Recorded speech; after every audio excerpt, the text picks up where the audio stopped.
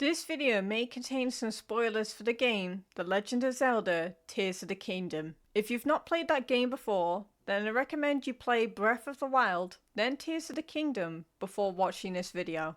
So, for a while now, I've been thinking about Tears of the Kingdom's story. There were some parts about it that didn't quite make sense to me. I would like to go over those parts right now and see if we can come up with an answer for them. Let's start off with the part where Zelda gets Rauru's Secret stone?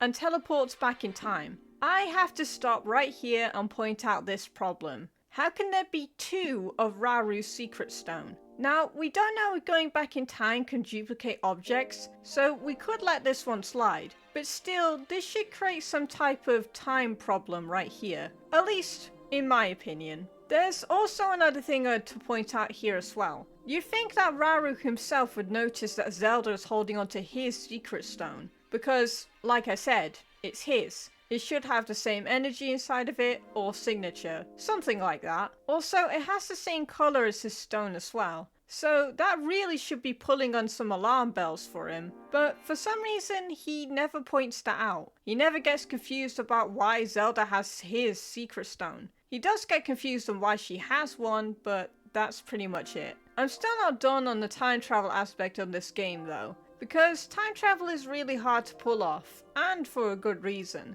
And what I want to know is, why did Zelda get teleported back in time to Hyrule's founding? It's not like she subconsciously chose that location, and secret stones are not sentient, so why on earth did she end up back there? I understand from the gameplay side of things why she had to end up there, but the story? Not so much. Perhaps we could argue that Zelda's emotions took hold of her, triggering her power of time reversal, or recall in this case. After all, it is her that gives Link the recall ability, so maybe she wanted to go back to Link and try to reverse time in order to do it, but she overshot it. I don't know, it's just an idea of mine. If you have any other ideas, let me know in the comments. Anyway, let's move on from the time nonsense and on to the next point. Here we are in the imprisoning scene, where Rauru does his sacrifice, ensuring that the world would have 1000 years of peace, before the Demon King would return. Now, what's my problem with this scene right here? Well, I'll tell you. Why isn't anyone attempted to take out the Demon King's secret stone? It's right there! And he's immobile! Just go up to him and yank that shit! It's not like it's sealed on his forehead. Ganon himself demonstrates this when he takes it off in order to become the Demon Dragon. Therefore, they should have no problem removing it from Ganon, sealing it away, or destroying the stone.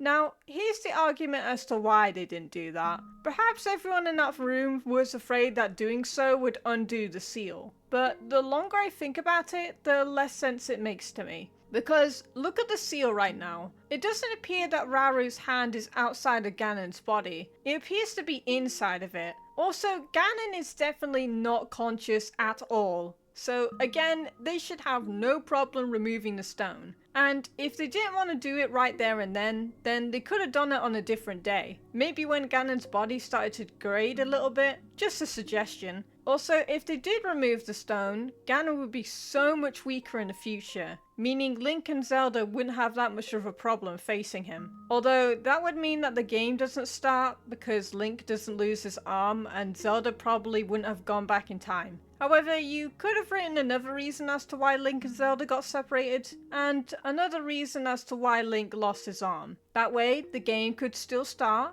but Ganon is not in his demon form. Because, you know, he lost the secret stone 1000 years ago. Ganon would have to get his power in a completely different way. Perhaps using his power of malice in order to do so. Which would still allow Ganon to summon the monsters you fight, the bosses you face, and take over some Zonai tech. The gloom here would not exist. It's just malice again. And that wouldn't create any problems, as it ties into the cursed demise place. It would also explain why the bosses leak out malice when they're defeated as well. So yeah, just chuck gloom out of here. We don't need it or want it. Is this idea perfect? Of course not. I'm sure there are other ways they could have gone around this, and if you have an idea on how they could have done the story better, I would love to hear it. Before I end this video, there is one last thing I wanted to talk about. It's this scene right here, where Zelda and Zonia take on fake Zelda. The two of them knew that this was a ruse from the very start, but like many people have said before me, why didn't they rope in Rauru? I'm pretty sure if they did have him there, things would have gone differently, and Zonia wouldn't have died.